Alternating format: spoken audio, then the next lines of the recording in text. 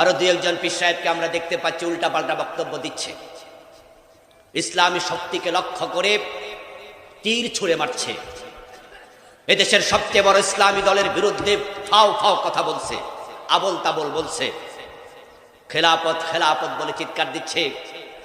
আগামী নির্বাচন ইসলামের পক্ষ শক্তিকে যেন বিজয়ী তারা না হয় এই জন্য বক্তব্য দিচ্ছে উল্টা পাল্টা। আমি তাদের কাছে বলতে চাই, খেলাফতের পক্ষে তো আমরাও আছি, কিন্তু খেলাফতের কথা বলে ইসলামী শক্তিকে দুর্বল যদি করো, তুমি খেলাফতের পক্ষ শক্তি নাও, বরং তুমি ষড়যন্ত্রকারী হিসাবে চিহ্নিত হবে। প্রিয় ভাইয়ের, আসুন না এবারে কমপক্ষে আমরা কোরআন বিজয়ের জন্য কাজ করি। আস-সাইয়্যু মিন্না ওয়াল ইতমামু মিনাল্লাহ, চেষ্টার মালিক আমরা, সফলতা দানকারী কে? আল্লাহ।